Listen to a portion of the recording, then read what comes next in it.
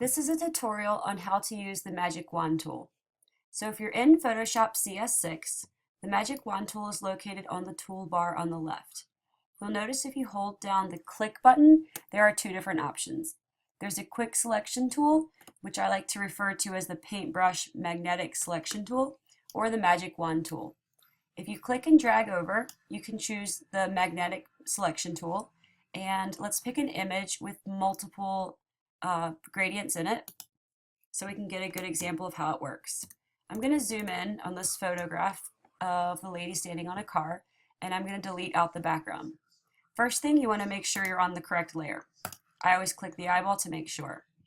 Then you want to click and drag over top of the background, and it is attracted to any values that are similar.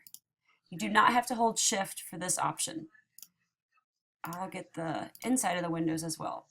Now my selection did not work out perfectly because some of the values were similar to the background. So we have to edit our selection. You go over here to the menu toolbar and you click on the edit selection tool. Anything painted in red, you're going to keep. Everything erased in this photograph will not be selected. So we want to add some paint to the character that was accidentally selected. It's kind of hard to paint straight, so I'm going to click and hold down shift and follow her jacket wherever it changes directions.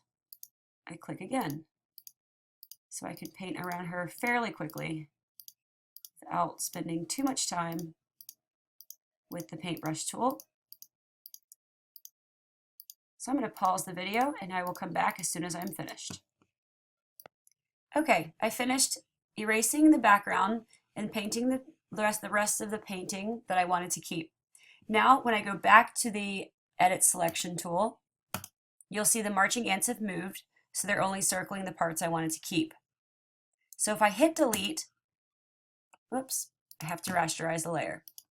Layer, rasterize, smart object. Perfect.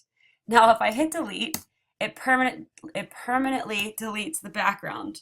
But if you were doing this in a professional setting, you never want to permanently get rid of the background, because what if you make a mistake, like right here in the hubcap, I accidentally deleted something I wanted to keep, or if an edge is not perfect, like her hand is gone, you need to go back and add that back in. So I'm going to hit undo my clear selection, and now what I need to do is I need to mask that layer. So in order to mask the layer, you have to have nothing selected, but don't worry, we can select it again.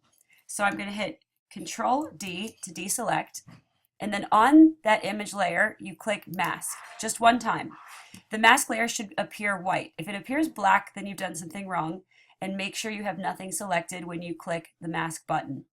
Now I go back to the image and I just go to the layer menu at the top and I click reselect, which is hiding from me. Layer. Oh, just kidding, it's under select. You go to select under the menu at the top and you click reselect. Now your selection is back. Now we go to the mask layer where we can paint the background with black ink and then it will appear to be gone. Oh, it looks like my opacity is at 70. Okay, you have to set the opacity to 100. Now the background will appear to be gone, but if you switch the paint to white, it would come back. So I'm going to go ahead and switch that back. I'm going to make my brush size bigger so we can knock this out quickly. And I have masked out the background so it's not permanently gone.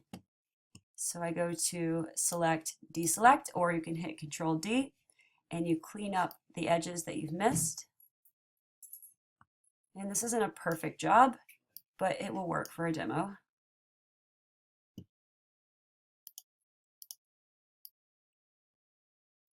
And that's how the Magic Wand tool works. Now, if your shape is all one solid color, like for example, Mondrian's collage up here, his stained glass with the geometric shapes, you can use the other Magic Wand tool and you can see that it selects solid colors. Now for this one, if you want to select more than one area, you have to hold shift. Unlike the quick selection tool, that one you can just click and drag. You do not need to hold shift, But for the magic wand, you do if you'd like to select more than one area. And you can cut and paste, you can delete, or do whatever you please with the selection tool. Now, remember, anything that's selected, you can only edit inside that area. So if I wanted to paint, for example, and change those colors to teal, it would only paint inside the areas that you selected. So I can scribble over it and not worry about having to stay inside the lines.